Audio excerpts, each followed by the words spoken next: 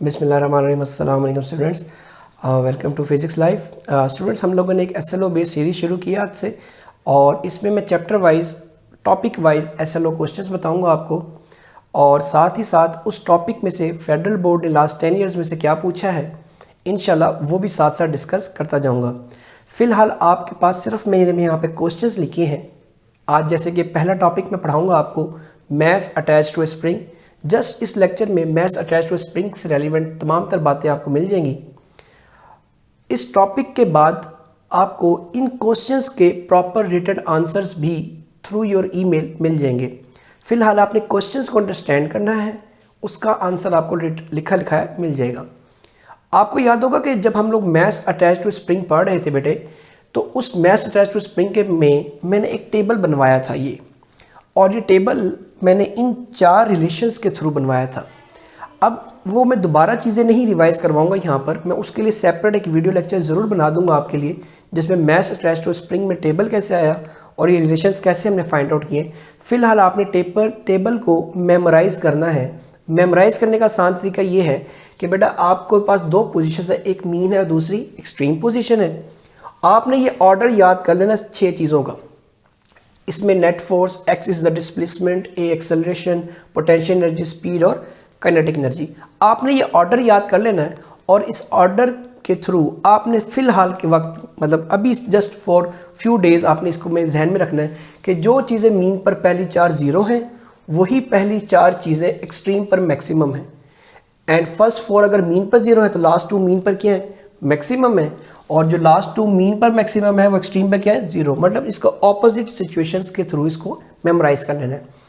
खैर अभी अगेन हमारे पास लिमिटेड टाइम है, तो हम उसमें फ़िलहाल टेबल मेमोराइज कर सकते हैं। इस टेबल्स में आपके बहुत सारे MCQs क्लियर होंगे। आपने इस टेबल को एज एन MCQs याद रखना है। फेडरल बोर्ड में इससे रेलिवेंट MCQs क्या आ सकते हैं, जैसे मैं एक स्टेटमेंट बोलता हूँ, आपसे वो पूछ सकता है, इंग्लिश में लिखी होगी, मैं आपसे उर्दू में पूछता हूँ बड़े आसान तरीके से, कि अगर एक बॉडी एक्सट्रीम पोजीशन पर है तो एक्सट्रीम पोजीशन पे उसकी पोटेंशियल एनर्जी क्या होगी। तो आपने टेबल में याद होगा जब आपको, तो आप एक्सट्रीम पोजीशन पे जाएंगे और क्या पूछी थी, पोटेंशियल एनर्जी। तो एक्सट्रीम पोजीशन पे पोटेंशियल एनर्जी मेरे पास क्या है, मैक्सिमम है। इसी तरह से वो आपसे पूछ सकता है कि जब बॉडी मीन पोजीशन पर होगी उसकी काइनेटिक एनर्जी क्या होगी। तो अगेन आप मीन पोजीशन पर वाला कॉलम देखेंगे और किधर आ जाएंगे, काइनेटिक एनर्जी पर। तो काइनेटिक एनर्जी क्या है, मैक्सिमम है। तो इस तरह के काफ़ी सारे MCQs आपके इस टेबल से सॉल्व हो जाएंगे। तो आपने टेबल इसलिए भी याद रखना है। आपका जो पहला SLO क्वेश्चन आ सकता है इस टॉपिक में से मैस अटैच टू स्प्रिंग में, वो लिखा हुआ है कि how the energies of the body, कि जो बॉडी की एनर्जीज हैं वो कैसे चेंज होती हैं ड्यूरिंग ऑसिलेशन। अगेन बात वही आ गई कि ये चेंजेस हो कैसे रही हैं, और वो कौन सी एनर्जीज की बात कर रहा है, वो पोटेंशियल एनर्जी और काइनेटिक एनर्जी की ही बात कर रहा है, कि आपने पोटेंशियल एनर्जी और काइनेटिक एनर्जी की चेंजेस के बारे में बात करनी कि कैसे हो रही हैं। अब होता ही है कि जब बॉडी मीन पोजीशन पर होता है तो at the position of rest उस पर पोटेंशियल एनर्जी 0 हो जाती है। वो कैसे होती है वो बात ही कहानी है, लेकिन क्योंकि बॉडी पोजीशन ही रेस्ट पे पड़ा हुआ है तो उस पोजीशन पे उसकी पोटेंशियल एनर्जी क्या होती है, 0। और जब हम बॉडी को स्ट्रेच करके एट पोजीशन A लेकर आते हैं, जो जिसका नाम ने एक्सट्रीम पोजीशन रखा हुआ है, उस पोजीशन पे पोटेंशियल मैक्सिमम हो जाती है। अब वो हो कैसे रही होती है, वो इन 4 रिलेशंस के इनसाइड छुपी सारी कहानी है।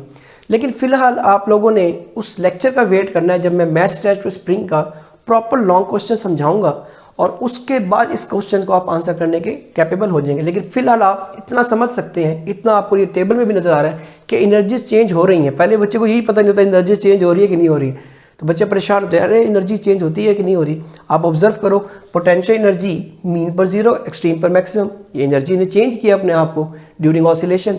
ऑसिलेशन में बॉडी मीन से एक्सट्रीम में गई, एनर्जी चेंज हो गई। काइनेटिक को ऑब्जर्व करो, मीन पे मैक्सिमम, एक्सट्रीम पे 0। कैसे हो रही है इसका रिटर्न आंसर आपको मिल जाएगा, और वो फिर आपको एक mass attach to spring long question में जब करवाऊंगा वहाँ से भी आइडिया हो जाएगा। अगला सवाल हमारे पास क्या आएगा, कह रहा फॉर अ पार्टिकल, ये KPK की बुक में लिखा हुआ क्वेश्चन है। KPK जो आपके पास बुक है उसके कंसेप्चुअल क्वेश्चन में ये क्वेश्चन लिखा हुआ है उन्होंने, for a particle with simple harmonic motion at what point of the motion does the velocity attain, कि जो वेलोसिटी है वो क्या करेगी, अपने आप को अटेन करेगी मैक्सिमम मैग्नीट्यूड। मतलब कि किस पॉइंट पर वेलोसिटी मैक्सिमम हो जाएगी मास अटैच टू स्प्रिंग में। अब आप ऑब्जर्व करो इस टेबल में अगेन, आप आओ क्या निकालना है आपने, वेलोसिटी। मैं स्टेरिक लगाया तो वेलोसिटी कहाँ पर बतानी है, मैक्सिमम वेलोसिटी बतानी है, और उस वेलोसिटी के बारे में आपने बताना है कि वो किस पॉइंट पर होगी। किस पॉइंट का मतलब किस पोजीशन पर होगी। तो अगर आप ऑब्जर्व करो वेलोसिटी हमारे पास मैक्सिमम किस पोजीशन पर है, मीन पोजीशन पर है। तो सिंपल आंसर करेंगे कि जो पार्टिकल एसएचएम परफॉर्म कर रहा होगा मीन पोजीशन पर, उसकी वेलोसिटी क्या होगी, जीरो होगी, और मीन पोजीशन पर उसकी वेलोसिटी क्या होगी, मैक्सिमम होगी, और मिनिमम मैग्नीट्यूड कहाँ पर होगी, एट एक्सट्रीम पोजीशन। मतलब ये वेलोसिटी के कॉलम में मैक्सिमम, जीरो को हम मिनिमम भी पढ़ रहे होते हैं, मैक्सिमम कहाँ पर होगी, मीन पर, मिनिमम कहाँ होगी, एक्सट्रीम पर। तो ये इसकी मैग्नीट्यूड्स हैं, और इसका आंसर आप लोगों ने टेबल के थ्रू ही कर देना। तो अब आपको टेबल की इंपॉर्टेंस समझ आ गई होगी कि 2 शॉर्ट क्वेश्चन हमारे टेबल से हुए हैं, एंड अगेन तमाम तर एमसीक्यूज जितने भी आएंगे वो एक्सेलेरेशन के बारे में हो, स्पीड के बारे में हो, वट जो भी हमारे पास इस टेबल में लिखी हुई चीज़ें हैं वो तमाम तर हमारे टेबल से गो थ्रू हो जाएंगी। लास्ट में एक और सवाल लिखा हुआ है, ये भी आपकी केपीके की बुक में लिखा हुआ है, कहता है कि is the restoring force on a mass attached to a spring in SHM ever zero. कह रहा है वो जो मास अटैच्ड टू स्प्रिंग में वो एक फोर्स है रिस्टोरिंग फोर्स, क्या वो फोर्स कभी जीरो हो सकती है। तो आपको याद होगा जब हमने उस स्प्रिंग को खींचा था एट मीन एक्सट्रीम पोजीशन पे लाते वक्त, तो एक्सट्रीम पोजीशन जैसे हमने उसको रिलीज़ किया था तो वो जो फोर्स उसको मीन से एक्सट्रीम से मीन की तरफ लेके जा रही थी वो फोर्स रिस्टोरिंग फोर्स। मतलब अगर ऑब्जेक्ट एक्सट्रीम पे पड़ा हुआ है, अगर उस पर फोर्स लग के वो मीन पर आ रहा है, वो फोर्स रिस्टोरिंग फोर्स है ना। तो आपको याद होगा कि हम लोगों ने देखा हुआ अगेन इसी कॉलम में मुझे बताया फोर्स जो है हमारे पास वो किस पोजीशन पे जीरो है, मीन पोजीशन पे जीरो है। तो अब अगेन आपने कह देना है कि यस हमारे पास मीन पोजीशन पे, उसने सवाल में पूछा कि कहाँ पर होगी, अगर हो रही है जीरो तो कहाँ पर होगी। तो आपने कहना जब बॉडी एक्सट्रीम से मीन की तरफ मूव करेगा, जैसे ही मीन पर आएगा मीन पोजीशन पर उसकी जो रिस्टोरिंग फोर्स है वो क्या हो जाएगी, जीरो हो जाएगी। सो फर्दर इसमें से जो आपके पास क्वेश्चन बन सकते हैं मैंने वो अदर्स के टेबल में बनाए हैं। इसके अलावा आपको मास अटैच टू स्प्रिंग से बड़ा जो सवाल आ सकता है वो इसके स्प्रिंग कांस्टेंट का आ सकता है। आपको पता होगा स्प्रिंग कांस्टेंट की हम सिंबल के यूज करते थे, और इसका फार्मूला हमारे पास क्या था, k is equal to f divided by x. और इसमें हम लोगों ने याद करें क्लास में बोला था कि ये जो एक्स है इसको ध्यान रखना है किस में लेंगे हम लोग, मीटर्स में, बिकॉज ये डिस्प्लेसमेंट है ये मीटर्स में लेंगे, और फोर्स तो अंडरस्टूड सी बात है वो हमारे पास न्यूटन में ही होगी। लेकिन चले ये तो बेसिक सी बात है, एसएलओ बेस्ड सवाल क्या आएगा, एसएलओ बेस्ड सवाल ये आएगा वो कहेगा अगर जो आपके पास स्प्रिंग है, स्प्रिंग कांस्टेंट जो के है, अगर आपके पास स्टिफ स्प्रिंग हो तो फिर के क्या होगा, और अगर स्प्रिंग सॉफ्ट हो जाए, आपको याद है ना वो बॉडी के साथ स्प्रिंग लगा हुआ था जिसको हम खींच रहे थे, और उसको खींचते वक्त अगर आपसे पूछता है कि अगर वो स्टिफ है मतलब काफी हार्ड है तो के की वैल्यू क्या होगी, और अगर खींचना आसान है जल्दी से स्प्रिंग खींच जाता है तो फिर के की वैल्यू क्या होगी। तो बड़ा इजी है, स्टिफ स्प्रिंग होगा तो के की value will be greater. Understood see बात है कि ज्यादा फोर्स लगानी पड़ेगी हमें, और जिसकी वजह से क्योंकि ये रिलेशन में अगर देखें अगर ज्यादा फोर्स लगानी पड़ेगी तब जाके हमारे पास स्प्रिंग कांस्टेंट की के की वैल्यू क्या आएगी, ज्यादा आएगी। एंड सिमिलरली अगर हमारे पास सॉफ्ट है तो के की वैल्यू विल बी लेसर। सो ये आप लोगों ने याद रखना है। आपका शॉर्ट क्वेश्चन इसी तरह से आएगा एसएलओ बेस्ड कि if we have spring that is stiff in nature the value of k will be, तो value of k will be greater, and आपको नीचे फार्मूला लिखना पड़ेगा उससे आपका आंसर कंप्लीट हो जाएगा। सिमिलरली स्मॉलर के लिए भी सेम स्टेप्स होगा। इसमें और हमारे पास जो इंपॉर्टेंट चीज़ है वो इसका यूनिट है जो कि एमसीक्यूज पॉइंट ऑफ व्यू से इंपॉर्टेंट है। यूनिट जो है इसका हम फार्मूले से बनाते हैं, और फार्मूले में इक्वल टू की राइट साइड पे जो क्वांटिटीज लिखी होती हैं उसके यूनिट प्लेस कर देते हैं। देखो इक्वल टू की राइट साइड ये है, इसमें फोर्स यूनिट की है मेरे पास न्यूटन, और डिस्प्लेसमेंट में ऑलरेडी बता चुका किसमें लिखे मीटर में, तो न्यूटन पर metre is the unit of spring constant. ये एमसीक्यूज पॉइंट ऑफ व्यू से इंपॉर्टेंट भी है। एंड सिमिलरली बेटा आपको पता है कोई चीज नीचे डिनोमिनेटर में से लेकर हम किधर लेके जा रहे हो, न्यूमिनेटर में, मतलब कोई भी चीज जो नीचे लिखी हुई है और उसको उठा के ऊपर लेके जाएंगे जो भी उसकी पावर का साइन होगा वो चेंज होगा। देखो अगर आप ऑब्जर्व करो नीचे मीटर +1 में है, अगर कुछ वैल्यू लिखे तो हम क्या मानते हैं +1, जब उसको ऊपर लेके जाएंगे तो क्या हो जाएगा -1। सो इस तरह से भी आपसे एमसीक्यूज में पूछा जा सकता है। nm-1 ये भी क्या है हमारे पास यूनिट ऑफ स्प्रिंग कांस्टेंट है। एक चीज आप लोगों ने ध्यान में रखनी है कि अगर मैं इस न्यूटन को ओपन करूं तो मुझे पता है कि हम लोगों ने क्लास 9 में पढ़ा था कि 1 newton is equals to 1 kg ms-2। तो अगर मैं इस kg ms-2 की वैल्यू न्यूटन की जगह प्लेस करता हूं, बड़ा कीनली ऑब्जर्व करना है कि मैं इस n की जगह क्या लिखूंगा, kg ms-2, kg ms-2 और एक m लिखा हुआ मेरे पास m-1। तो अगर आप ऑब्जर्व करो तो ये m मेरे पास +1 का है, ये m-1 का, ये आपस में कैंसिल आउट हो जाएगा। तो मेरे पास क्या बचा, kg s-2। ये मैंने क्यों लिखवाया है, देखो फेडरल बोर्ड में अगर सिंपल आपके पास एमसीक्यूज आया ना तो वो ये आएगा कि स्प्रिंग कांस्टेंट का यूनिट बताएं और उनमें से किसी एक में ये लिखा होगा। लेकिन अगर उसने एमसीक्यूज की स्टेटमेंट में कहीं पर लिख दिया कि एसआई यूनिट नहीं, SI base unit, SI base unit, तो बेस यूनिट हमारे पास 7 है। तो मुझे कहीं पर भी बताओ आप कि बेस के टेबल में न्यूटन आता है, नहीं, हमने क्लास 9 में पढ़ रखा है बेस के टेबल में हमारे पास न्यूटन नहीं आता, इसलिए मैंने कन्वर्ट किया इसको। और अब जो मेरे पास यूनिट बना है किसका, स्प्रिंग कांस्टेंट का, वो kg s-2 बना है, kg s-2।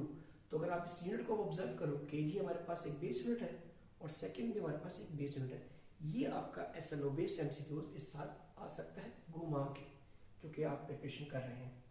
एक और एमसीक्यूज फेडरल बोर्ड में आता रहा है कि अगर एक फोर्स है 0.08 न्यूटन और किसी भी बॉडी का डिस्प्लेसमेंट 4 सेंटीमीटर है तो वैल्यू ऑफ के बताएं, और कुछ ऑप्शन गिवन होते हैं। इस चीज को परफॉर्म करने से पहले हमें ये पता चाहिए कि फार्मूला क्या आएगा। अंडरस्टूड सी बात है, के निकालना है तो k is equal to f divided by क्या आएगा, x आएगा। और हमें पता है कि हम लोगों ने x किस में लेना है, मीटर में। तो देखो यहाँ पे क्या गिवन है, सेंटीमीटर में। इसीलिए मैं आपको कह रहा था कि ये बात आप लोगों ने याद रखनी है कि एमसीक्यूज में आपने जज्बाती नहीं होना, जल्दबाजी में बच्चे अक्सर गलत कराते हैं। तो अब आप इसको कन्वर्ट करेंगे किसमें, मीटर में। इसको मीटर में कैसे कन्वर्ट करेंगे, सिंपली इसको डिवाइड बाय 100 कर दें, सेंटीमीटर से मीटर में आ जाएगा। तो x मेरे पास कितना बन जाएगा, 0.04 मीटर। अब हमें f की वैल्यू गिवन है कि x की भी गिवन है, इन दोनों को आपस में क्या करेंगे, डिवाइड करेंगे, तो हमारे पास आंसर आएगा 2 सेकेंड्स। अब हमारे पास गिवन ऑप्शन में 2 सेकेंड्स है ही नहीं, तो फिर ये याद रखना कि जब इस तरह से ऑप्शन आ जाए जिसमें करेक्ट ऑप्शन ना गिवन हो, एग्जैक्ट ऑप्शन ना गिवन हो, फिर हम उसके क्लोज वैल्यू पे जाते हैं। तो क्या 2 के क्लोज 15.7 है, नो। क्या 2 के क्लोज 0.157 है, नो। क्या 12.4, नो। तो फिर 2 के क्लोज कौन सा, 1.57। तो फिर आपका करेक्ट ऑप्शन क्या होगा, ये ए। ये मैंने जानबूझ के एमसीक्यूज ऐसे रखा ताकि बच्चों को समटाइम्स वो सोचते हैं रॉन्ग है, रॉन्ग है, बिल्कुल रॉन्ग है, एग्जैक्ट आंसर नहीं है। बट पॉइंट इज कि अगर आ गया है तो इसको कैसे अटेम्प्ट करेंगे, क्लोज वैल्यू पे चले जाएंगे।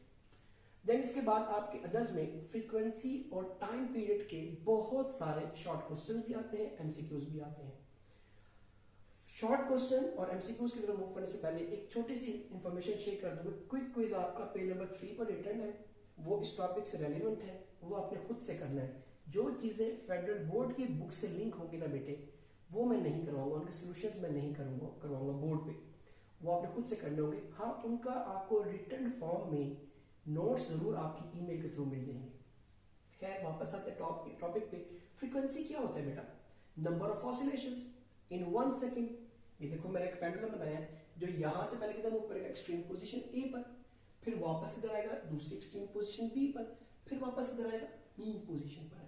ऑसिलेशन का सिंपल वे आपने इस तरह से याद करना है कि जहां से बॉडी ने स्टार्ट किया और वहीं पर आके उसने एंड किया, अगर 1 सेकेंड में वो बॉडी कितनी दफा अपने स्टार्टिंग पोजीशन से होकर गुजरती है, वो उसकी फ्रीक्वेंसी कहलाएगी, जिसको हम लोग आसानी से कह सकते हैं साइकिल पर सेकेंड। और एक साइकिल कब खत्म होता है, जहां से बॉडी ने स्टार्ट किया हो वहीं पर बॉडी ने एंड किया हो, तो वो उसका क्या कहलाता है, 1 साइकिल। तो अगर मैं इस तरह 5 साइकिल्स लगाता हूं तो मेरी फ्रीक्वेंसी कितनी हो जाएगी, 5 हर्ट्ज। 10 साइकिल्स लगाता हूं तो 10 हर्ट्ज, लेकिन कितनी सेकंड में, 1 सेकंड में। तो ये हमारे पास फ्रीक्वेंसी की डेफिनेशन है।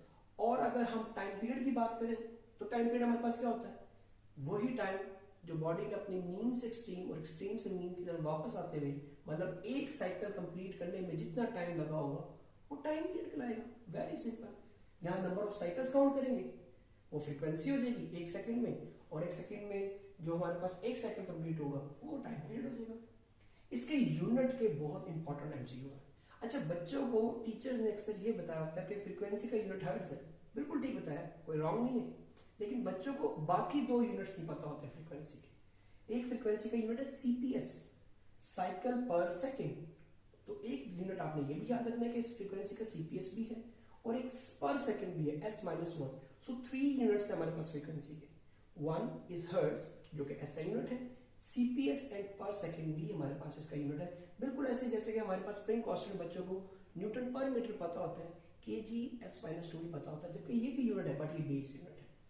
तो ये वाला यूनिट तो सिंपल डेफिनेशन है, नंबर ऑफ साइकिल्स पर सेकेंड, सीपीएस पर सेकेंड कहां से आया? ये फ्रीक्वेंसी और टाइम पीरियड का आपको रिलेशनशिप पता होगा, ये इनवर्स रिलेशनशिप है। फ्रीक्वेंसी और टाइम पीरियड आपस में कौन सा रिलेशनशिप रखती हैं? इनवर्स रिलेशनशिप रखती हैं। तो अगर आप देखो टाइम पीरियड में, अगर मैं टाइम का यूनिट क्या है? एस, अगर मैं यहाँ पे एस पुट कर दूं तो एस ऊपर जाके क्या हो जाएगा? S-1। तो ये भी हमारे पास क्या है? यूनिट ऑफ फ्रीक्वेंसी है। इसके रिलेशनशिप में आपने ये बात ध्यान में रखनी है, अगर इसके रिलेशनशिप का एमसीक्यूज आ गया तो आपने बताना है कि इनका आपस में इनवर्स रिलेशन है। इनवर्स रिलेशन में क्या होता है? अगर एक चीज इंक्रीज करेगी तो दूसरी डिक्रीज करेगी। इजिएस्ट था। इसके अलावा इनके प्रोडक्ट का एमसीक्यूज भी आता है कि the product of frequency and time period is equals to. अब आपको पता है प्रोडक्ट का मतलब क्या है? आपस में मल्टीप्लाई करो। किसको product? Frequency and time period. तो देखो यहाँ पे एफ और टी आपस में डिवाइड हो रहे हैं, अगर टी उधर ले जाऊं मैं तो F multiply by capital T किसके इक्वल आ जाएगा? 1 के इक्वल आ जाएगा। तो ये हमारे पास एमसीक्यू आता है। द प्रोडक्ट, प्रोडक्ट का मतलब क्या? आपस में क्या हो रहे हो? मल्टीप्लाई। देखो ये साइन किसका है? मल्टीप्लाई का। क्या product? Frequency and time period is equals to किसके इक्वल है? 1 के। तो इसके प्रोडक्ट का भी एमसीक्यू आपने जहन में रखना है। सिमिलरली टाइम पीरियड पे आते हैं। आपको पता है आपकी क्लास में मास अटैच्ड टू स्प्रिंग में टाइम पीरियड का फार्मूला शेयर है which is 2 pi under root m divided by k। अगर मैं इस टाइम पीरियड के फार्मूला को मेमोराइज करते हुए इसमें पुट कर दूं फ्रीक्वेंसी वाले में फार्मूले में, तो देखो ये p के फार्मूला क्या आ गया? 2 pi under root m by k। और अगर मैथमेटिक्स का सिंपल रूल अप्लाई करें तो 1 डिवाइडेड बाय 2 पाई सेपरेट हो जाएगा, और जो ब्रैकेट में चीज होती है आपस में क्या हो जाती है? इन्वर्ट हो जाती है डिनोमिनेटर में, है ना। तो फ्रीक्वेंसी का फार्मूला है, आपने ध्यान में रखना है कौन से केस में? मास अटैच्ड टू स्प्रिंग के केस में। ये बात अपने पास नोट कर लेनी है कि अगर आपसे एमसीक्यूज आया तो एमसीक्यू में यही आएगा कि which of the following is the formula of frequency in case of mass attached to a spring. तो ये करेक्ट ऑप्शन होगा। जल्दबाजी नहीं करनी है, ध्यान से इसको अपने पास नोट डाउन कर लेना है। सिमिलरली टाइम पीरियड का फार्मूला भी आपका क्या है? एमसीक्यू पॉइंट ऑफ व्यू से इंपॉर्टेंट है, लेकिन किस केस में? Mass attached to a spring के केस में। खैर ये तो आसान चीजें थी। इस पूरे टॉपिक में फेडरल बोर्ड ने एक दफा सन 2013 में शॉर्ट क्वेश्चन पूछा गया। स्टेटमेंट कुछ ऐसे थी कि एक बॉडी जिसका मास कितना है? 0.5 kg is attached to a spring. मतलब ये कौन से केस की बात कर रहे हैं? मास अटैच्ड टू स्प्रिंग के केस की बात कर रहे हैं, और हॉरिजॉन्टल फ्रिक्शन है, सरफेस पे पड़ा हुआ है। If the spring constant is 0.8 newton पर मीटर। कितना स्प्रिंग कांस्टेंट है? 0.8। What then find the time period of the body. तो फार्मूला कौन सा लगेगा? ये वाला। लेकिन कब होगा? जब हमें याद होगा। तो सिंपल 2 पाई तो नंबर है, 2 नंबर है, पाई की वैल्यू 3.14। मास हमें चाहिए, वो दे दिए 0.5, तो आपने इसमें मास की वैल्यू पुट करनी है।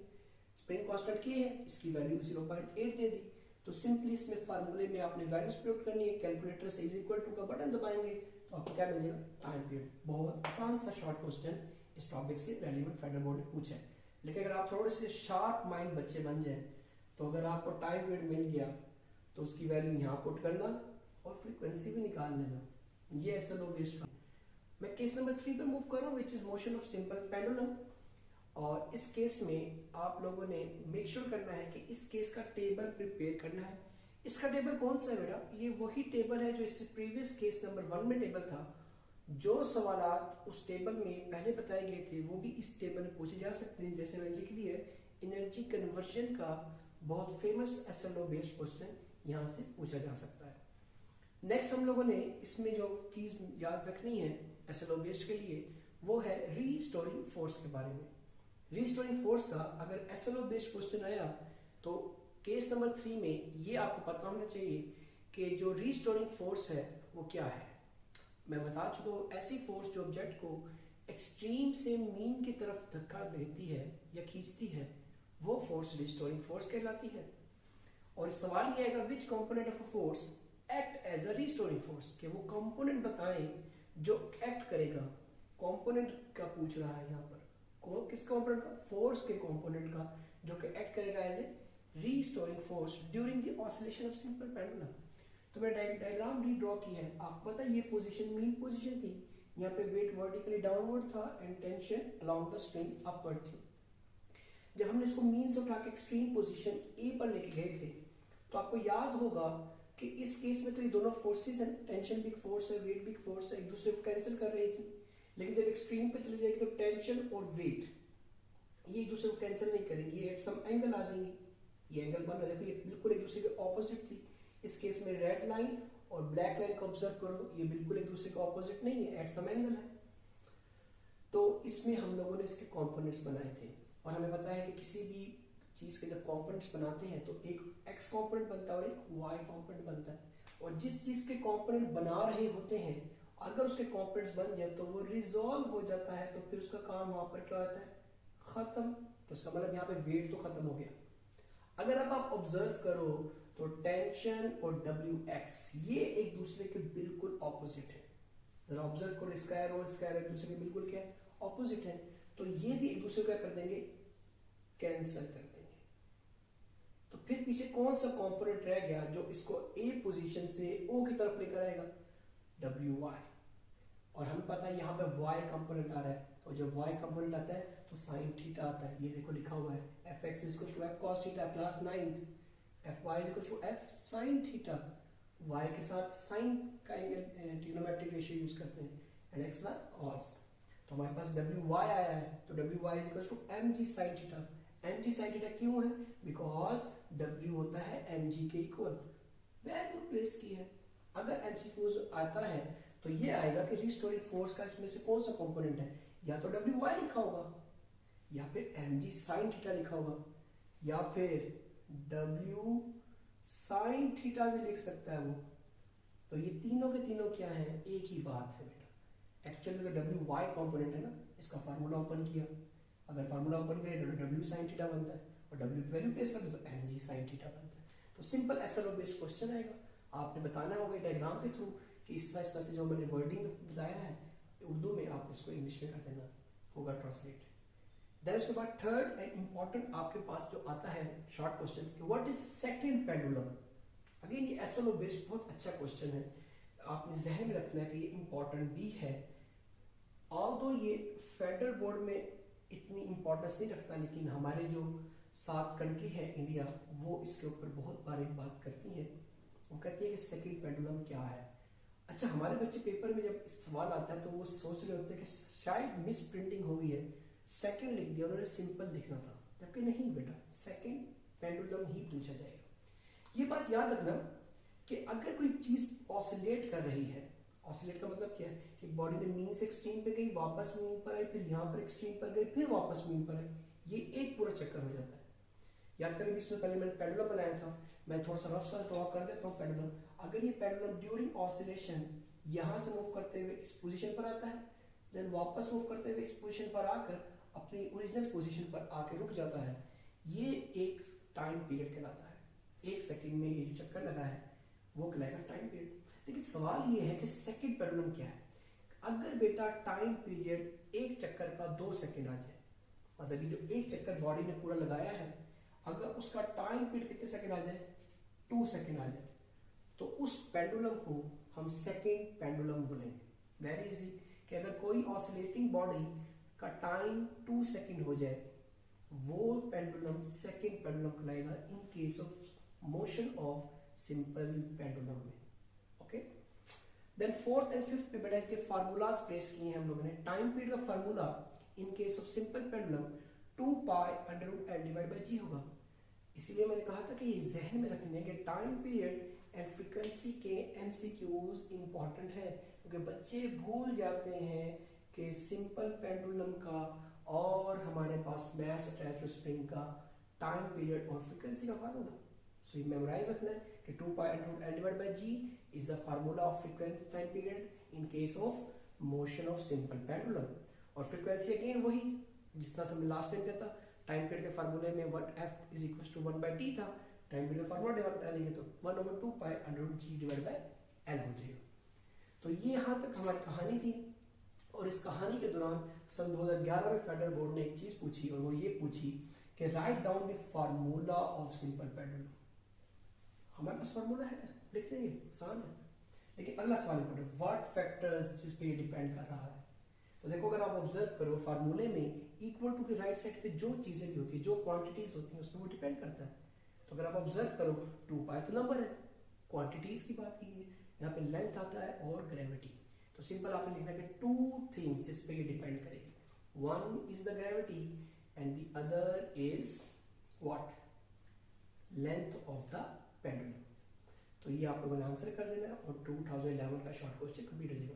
इसमें इंपॉर्टेंट बात ये है कि ये जो बॉडी है जिसमें ब्लू कलर का आपको बॉल से नजर आ रही है, ये मैस है। ये क्या है? मैस है। क्या ये पेंडुलम मैस पे डिपेंड करेगा? देखो क्या फार्मूले में कहीं पर भी मैस का जिक्र है, कहीं पर एम नजर आ रहा है? नहीं। तो आपने एक चीज टैरिक बना के लाजमी लिखनी है कि आंसर में it is independent of mass. ये बात बहुत इंपॉर्टेंट है, इससे रेलिवेंट बहुत सारे शॉर्ट क्वेश्चंस भी हैं और बहुत सारी और बातें भी मैं इससे फर्दर कंटिन्यू करूंगा। फिलहाल आप देखो कि फार्मूले में कहीं पर मैस का जिक्र नहीं है, तो इसका मतलब क्या हो गया कि time period of motion of simple pendulum is independent of mass. मतलब यहाँ पे मैस का कोई रोल प्ले नहीं हो रहा। यहाँ पर अगर मैस 1 kg भी अटैच कर दोगे या 10 kg भी अटैच कर दोगे, टाइम पीरियड दोनों केस में क्या आएगा? बिल्कुल बराबर आएगा। फर्दर कुछ क्वेश्चंस पे बात करते हैं जो इस टॉपिक में केस नंबर 3 से आएंगे। मैंने टाइम पीरियड का फार्मूला थोड़ा ऊपर करके रख दिया है और इसमें इंपॉर्टेंट बात यह है कि ये मैथ्स पे डिपेंड नहीं कर रहा। मैं बार बार इसके बारे में क्यों बात कर रहा हूँ? बिकॉज हमारे कुछ एसएलओ बेस्ड और कुछ केपीके बेस्ड कुछ एक्सरसाइज और पास पेपर में इसके बारे में बहुत जिक्र है। जैसे कि पहला सवाल ये है एसएलओ बेस्ड आपके लिए कि इफ वी रिप्लेस का मतलब हटा देना, iron Bob of a simple pendulum with wooden Bob. Iron Bob का मतलब कि वो जो नीचे बॉल लगी हुई थी बेटे, उसको हम बॉब बोलते हैं। और अगर वो मटेरियल आयरन की बनी हुई हो तो उसको आयरन बॉब बोलेंगे, और अगर वो मटेरियल लकड़ी का हो तो वुडन बॉब बोलेंगे। इससे पहले डायग्राम में वो ब्लू कलर की छोटी सी बॉल एक रेड स्ट्रिंग के नीचे लगाई हुई थी, वो बॉब बोलते हैं उसको।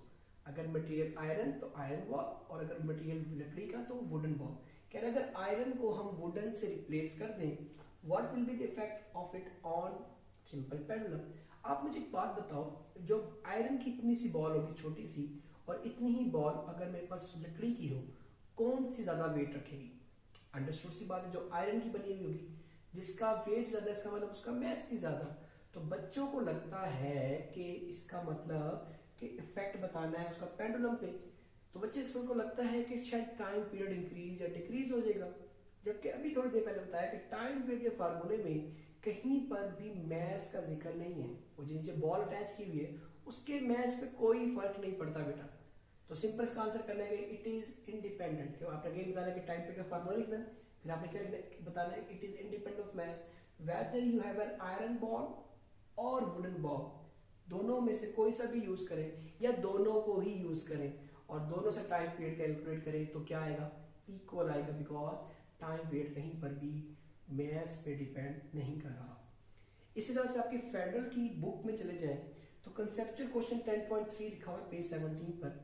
उसमें भी यही चीज के बारे में जिक्र है कि एक लड़की या लड़के ने एक्सपेरिमेंट परफॉर्म किया और एक्सपेरिमेंट परफॉर्म करके कुछ टाइम पीरियड कैलकुलेट किया, फिर उसके नीचे लगा हुआ वेट उसने उसको चेंज कर दिया और वो हैरान हो गया बच्चा या बच्ची कि सेम दोबारा से क्या आया, टाइम पीरियड आया। बिकॉज उसको हैरानगी इसलिए हुई थी क्योंकि वो बच्चा फार्मूला नहीं जानता था टाइम पीरियड का।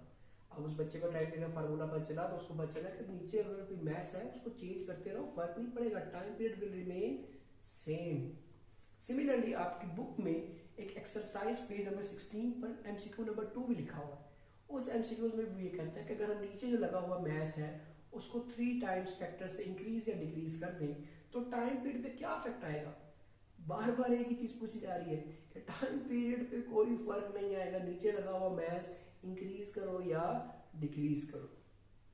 सिमिलरली 2018 में एक शॉर्ट क्वेश्चन आपको गिवन है कि अगर length of the pendulum 4 times increase कर दें, मतलब ये जो पेंडुलम की लेंथ है वो लेंथ अब L नहीं है, वो कितनी है 4L है, क्या इफेक्ट आएगा पेंडुलम पे टाइम पीरियड का। अब हमें फार्मूले में नजर आ रहा है कि लेंथ का जिक्र है, इसका मतलब टाइम पीरियड पे फर्क आएगा ही आएगा। तो इस फार्मूले में जहां पर L प्लेस किया हुआ है वहां पर क्या प्लेस करो 4L। T is equal to 2 pi 4L divided by G। आप लोग ऑब्जर्व करो, जो फार्मूला हमें एक्चुअल में गिवन है वो ये वाला फार्मूला है, और इस फार्मूले को इस फार्मूले से कंपेयर करो तो क्या चीज एक्स्ट्रा आ रही है 4 आ रहा है। इस 4 को बाहर निकाल दो, जो चीज एक्स्ट्रा है। तो जब इसको बाहर निकालेंगे तो ये क्या बचेगा √4 बनेगा। क्यों भाई, क्योंकि अंडर रूट के अंदर है, तो इसका मतलब जब इसको 4 को उठा के बाहर लेकर जाएंगे तो साथ में अंडर रूट भी आएगा। बाकी चीजों को ब्रैकेट में कर लो, 2 पाई था ब्रैकेट में करो, साथ में क्या लिखा था L क्योंकि 4 तो बाहर चला गया, और G। ये बात याद रखना कि इस तीनों चीजों पर अलग अलग से अंडर रूट आएगा। ये अंडर रूट G भी ले रहा है, ये अंडर रूट 4 भी लेगा, ये अंडर रूट L भी लेगा। तो बच्चे समझते हैं कि सर अंडर रूट 4 बाहर निकालना चाहिए तो L बचना चाहिए, नहीं, L के ऊपर भी अंडर रूट सेपरेट है, 4 पर भी सेपरेट है। तो ये हमारे पास देखो अगर 2 pi root L by G, दोबारा से टाइम पीरियड का फार्मूला बन गया। तो इस पूरे ब्रैकेट की जगह में क्या लिख सकता हूँ, सिर्फ एक सिंबल T। तो ये हमारे पास नया टाइम पीरियड है, तो उसको T डैश कर देंगे, और अंडर रूट 4 क्या आता है 2, और ये क्या बन गया T, क्योंकि ये हमारे पास सारी टर्म किसकी इक्वल है T। तो देखो हमारे पास नया टाइम पीरियड आ गया T डैश। ये कब आएगा, जब लेंथ कितनी हो जाएगी 4 टाइम्स। अगर लेंथ 4 टाइम्स ना हो तो टाइम पीरियड का फार्मूला वही रहेगा, लेकिन क्योंकि टाइम पीरियड चेंज क्यों हुआ, बिकॉज लेंथ चेंज की है। तो लेंथ के चेंज करने से टाइम पीरियड क्या हो जाएगा डबल, 2 के साथ T आ रहा है, तो 2T का मतलब क्या, जो पहले टाइम पीरियड आ रहा था वो क्या हो जाएगा मल्टीप्लाई बाय 2 हो जाएगा। तो इसका आंसर आप लोगों ने इस तरह से शुरू करना, पहले आप फार्मूला लिखेंगे, देन आप ये सारे 4 स्टेप्स करके नीचे छोटी सी लाइन लिख देंगे कि टाइम पीरियड पे जो इफेक्ट आएगा वो टाइम पीरियड जो आ रहा होगा उसका डबल हो जाएगा। इसी तरह से एसएलओ बेस्ड एक और मैंने सवाल लिखा है, ये बहुत इंटरेस्टिंग है। कहता है कि will the period of vibrating swing increases by adding weight. कह रहा है कि अगर वेट ऐड करते रहेंगे क्या वो जो पेंडुलम ऑसिलेट कर रहा है उसके टाइम पीरियड पे फर्क पड़ेगा। इतनी देर से सर ये दोनों सारी चीजें करते आ रहे हैं हम लोग, सर दोबारा वही बात, बिल्कुल वही बात है बेटा, टाइम पीरियड पे कोई फर्क नहीं पड़ेगा। लेकिन अगर यहां पर वर्ड चेंज करके period of swing vibrating swing की जगह मैस अटैच टू स्प्रिंग की बात करते हैं, किसकी बात करते हैं, mass attached to a spring की बात कर ले, तो फिर बेटा बहुत फर्क पड़ेगा। क्यों फर्क पड़ेगा, क्योंकि मैस अटैच टू स्प्रिंग का जो फार्मूला है टाइम पीरियड का वो है T is equal to 2 pi under root M divided by K। तो ये फार्मूले के मुताबिक अगर किसी भी ऑब्जेक्ट का वेट इंक्रीज कर रहे हो तो फिर ठीक ठाक फर्क आएगा। तो बेटा ये ध्यान में रखना है कि अगर तो सिंपली हर जगह पर सिंपल पेंडुलम में मैस का जिक्र हो रहा है, लिखिए अपने पास कि जब भी मैस बढ़ा रहे हैं और सिंपल पेंडुलम के बारे में बात हो रही है तो कोई फर्क नहीं पड़ेगा। लेकिन अगर मैस बढ़ा रहे हैं लेकिन बात मैस अटैच टू स्प्रिंग की बात हो रही है फिर बहुत फर्क पड़ेगा। ओके तो बेटा अब हम लोग केपीके की बुक को गो थ्रू करते हैं। आपकी केपीके की बुक में 2 शॉर्ट क्वेश्चन कंसेप्चुअल गिवन है, टॉपिक 10.1 एसएचएम के केस नंबर 3 से। सवाल उन्होंने कुछ इस तरह दिया हुआ केपीके में कि a thin rope hangs from a dark high tower, कि कोई बहुत सा डार्क कलर का हाई टावर है, टावर मतलब कोई बिल्डिंग है बड़ी सी, so that its upper end is not visible. कहता है कोई टावर है बहुत बड़ा और उसकी सबसे ऊपर वाली जगह से नीचे तक एक बहुत थिन रोप आ रही है और उसका जो ऊपर वाला हिस्सा है जहां से वो हैंग हुई है वो विजिबल नहीं है। अगर मैं रफ सा स्केच दूं सो लेट सपोज ये वो टावर है और ये ऊपर वाला तमाम तक इतना हिस्सा जिसपे मैं लाइन लगा रहा हूं, ये सारे का सारा हिस्सा डार्क है। डार्क का मतलब यहाँ कुछ नजर नहीं आ रहा, और यहां से ऊपर से कोई नीचे एक थिन रोप आ रही है, ठीक है, और ये विजिबल नहीं है ऊपर वाला हिस्सा, क्योंकि ऊपर वाले हिस्से में जो लाइन नीचे लगाई है मैंने, ये शो करेगी ये तमाम तर हिस्सा क्या डार्क है, यहाँ पे रोप नजर नहीं आ रही है।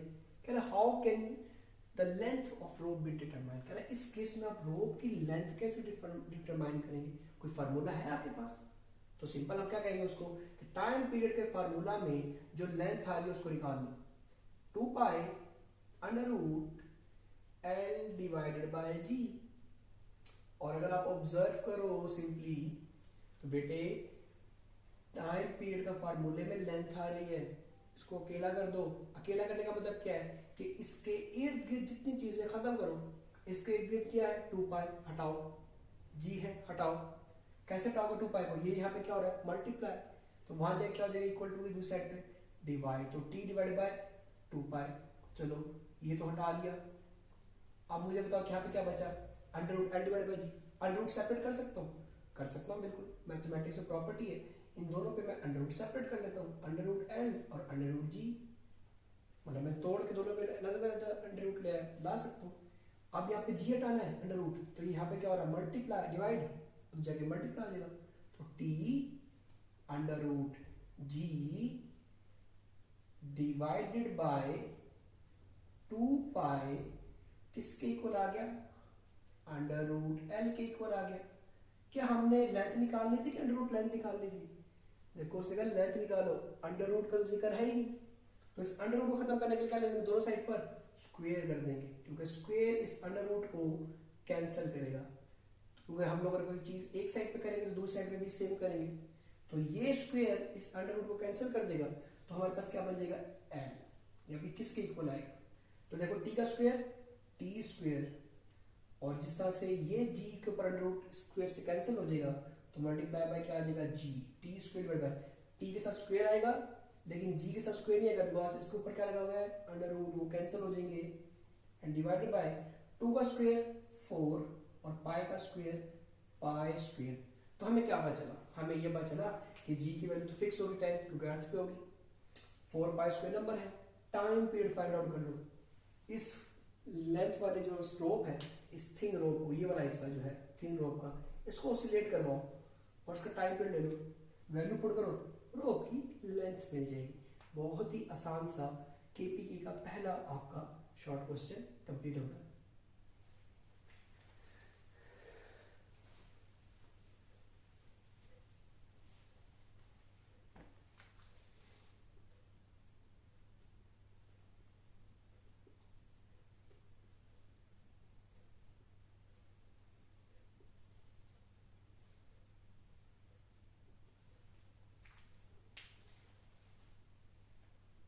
तो नेक्स्ट शॉर्ट क्वेश्चन में केपीके में कहते हैं ये, if we shorten the string, shorten का मतलब कोई धागा है, वो जो लेंथ है रोप की, अगर वो हम कम कर दें, शॉर्टन का मतलब कम कर दें, किसकी, पेंडुलम की, कितना, हाफ, कितने ओरिजिनल से, मतलब कि जो लेंथ हमारे पास एक्चुअल में है लेंथ, वो लेंथ एल नहीं है, वो लेंथ हाफ होगी, एल बाय 2 हो गई है। हाफ का मतलब क्या, डिवाइड कर दो उसको किससे, 2 से। If we shorten the string of a pendulum to half of its original length, कि उसकी ओरिजिनल लेंथ से क्या कर दो, हाफ कर दो, what is the effect on its time period and frequency as well.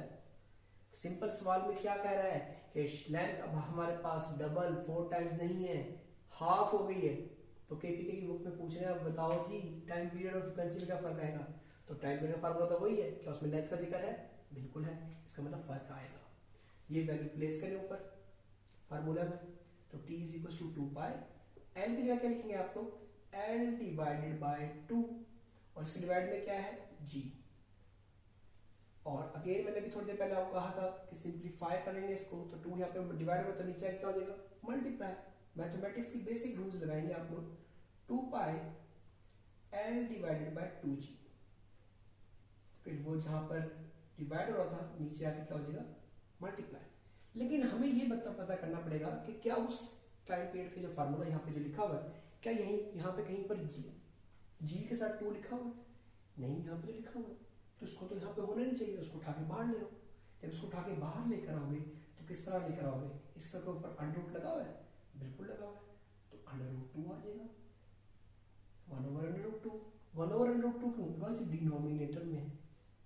Again 1 over under root 2 बाहर आ गया, बाकी तमाम चीजों को ब्रैकेट में करो, इस 2 पाई को ब्रैकेट में करो, वही स्टेप्स फॉलो कर रहा हूँ।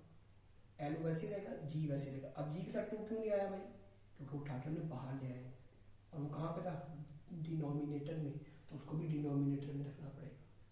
और अगेन ऑब्जर्व करिए क्या बन गया मेरे पास, दोबारा से टाइम पीरियड बन गया। तो टाइम पीरियड किससे इक्वल होगा, 1 ओवर अंडर रूट 2t, मतलब कि जो न्यू टाइम पीरियड आएगा जब हम लेंथ क्या कर लेंगे, हाफ, तो टी डैश का मतलब न्यू टाइम पीरियड, क्योंकि लेंथ में चेंज आएगा ना, तो फिर टाइम पीरियड भी चेंज आएगा, बिकॉज टाइम पीरियड में जो लेंथ और ग्रेविटी है इस पे ये इफेक्ट कर रहा है, ये इफेक्ट होता है इससे। लेंथ चेंज करोगे टाइम पीरियड पे इफेक्ट आएगा, तो इफेक्ट क्या आया है, डिक्रीज हो रहा है। कितना decrease, under root 2 times decrease हो रहा है। कैसे वजह डिक्रीज हो रहा है, क्योंकि बेटा देखो ये टाइम पीरियड पहले से था, इसके डिवाइड में अंडर रूट 2 आ रहा है, इसका मतलब कम हुआ। कितना कम हुआ, जितना नंबर होगा यहाँ पर, और अगर ये नंबर ऊपर लिखा होता तो उतना क्या होता, इंक्रीज हो जाता। चलिए ये तो मैंने कर दिया। मैं आपसे असाइनमेंट लेता हूँ एक। असाइनमेंट में ये बताओ, अगर फ्रीक्वेंसी में मैं कहता हूं फाइंड आउट करो, तो कैसे करोगे, बड़ा आसान है। मैं कहता हूं कि फ्रीक्वेंसी निकालने के लिए आप सिंपल 1 डिवाइडेड बाय क्या कर दो, टाइम पीरियड। तो टाइम पीरियड पहले से आया हुआ 1 over under root T, value place करो तो क्या हो जाएगा, 1 वैसे रहेगा, ये 1 ओवर अंडर रूट क्या आ जाएगा, 2 आ जाएगा। और उसको सिंप्लीफाई करके मुझे आपने कमेंट सेक्शन में बताना है कि फ्रीक्वेंसी क्या है। मैंने वैसे काफी हिंट दे दिए, बट स्टिल आप लोगों ने इसको ट्राई करना है। इसके बाद आपकी जो फेडरल की बेटा बुक है ना, उसमें पेज नंबर 17 में एक्सरसाइज में कंसेप्चुअल 10.1 शॉर्ट क्वेश्चन है, ये आप लोगों ने खुद से करना है। तो आपकी ये 2 की प्रैक्टिस मैंने करवा दी है, अगर आपको समझ आ गया तो ये आपके लिए बहुत ईजी हो जाएगा। तो जो चीज़ आपको गड़बड़ कर रही हो, मसला कर रही हो, उसके बारे में आपने डिस्कस कर लेना है। ओके तो स्टूडेंट्स, लेक्चर को एंड करते हैं, और लेक्चर को एंड करते वक्त हम पास्ट पेपर्स की बात करेंगे कि आज हम लोगों ने 2 केसेस देखे, case number 1 and case number 3, simple harmonic motion में मास ट्रांसफर टू स्प्रिंग और मोशन ऑफ पेंडुलम का। फेडरल बोर्ड ने लास्ट 10 इयर्स में से इसमें से क्या क्या पूछा है। तो पहली चीज इसकी स्टेटमेंट, एसएचएम की स्टेटमेंट सन 2014 में पूछी गई है एज अ शॉर्ट क्वेश्चन। ये पेज नंबर 5 पर रिटर्न आपको मिडिल में ब्लू कलर का बॉक्स मिल जाएगा। देन सेकंड नंबर पर फेडरल बोर्ड ने सन 2012 में कैरेक्टरिस्टिक्स पूछी थी, जो कि पेज नंबर 6 पर रिटर्न है। 4 पॉइंट्स है, जिसमें एक टाइम पीरियड है, फ्रीक्वेंसी है, एम्पलीट्यूड है, डिस्प्लेसमेंट है, और इस तरह से आपको वहां पे रिटर्न ये चीजें मिल जाएंगी। इस तरह से एग्जांपल 10.1 ये भी पेज नंबर 6 पर गिवन है। ये फेडरल बोर्ड ने 2016 में एज अ शॉर्ट क्वेश्चन पूछी थी, ये आप लोगों ने वहां से गो थ्रू कर लेनी है। आपके एक्सरसाइज के प्रॉब्लम नंबर 10.1 एंड 10.3 ये इंपॉर्टेंट प्रॉब्लम्स हैं। सन 2013 और 14 में ये आ चुके हैं। 13 में 10.1 आया था और 14 में 10.4 आया था। और जो आज हमने टॉपिक पढ़ा है, उस टॉपिक में mass attach to spring federal board ने सन 2015 और 17 में पूछा है एज अ लॉन्ग क्वेश्चन। 15 में क्या पूछा था, define SHM, show that the motion of mass attach to spring is SHM. तो प्रॉपर्ली प्रूव करना था इसको, लेकिन प्रूव करते वक्त पहले एसएचएम की डेफिनेशन देना जरूरी था। 17 में ऐसा सवाल था कि discuss the motion of mass attach to spring. Discussion की बात की गई थी और सिंपली इसमें एक चीज एक्सक्लूड कर दी, which is definition of SHM. बकाया तमाम तक चीजें सेम थी। लेक्चर के एंड में आपको छोटी सी असाइनमेंट देना चाह रहा हूँ, और ये आपने ट्राई करनी है अपने पास, और इंटरनेट की मदद से ले सकते हैं आप, लेकिन इसके बारे में मुझे आंसर आप अपनी क्लासेस में करेंगे और या फिर कमेंट सेक्शन में। Is every oscillatory motion is simple harmonic motion? क्या तमाम तर oscillatory motion simple harmonic motion हो सकती है? अगर हाँ या अगर ना, जो भी आप आंसर करेंगे with the help of an example करेंगे। तो लेक्चर को वाइंड अप करके thank you so much everyone for listening. I hope so कि ये आपका प्रॉपर 1 घंटे का जो भी लेक्चर बना है, ये आपके लिए प्रोडक्टिव रहा होगा। टेक केयर, अल्लाह हाफिज़।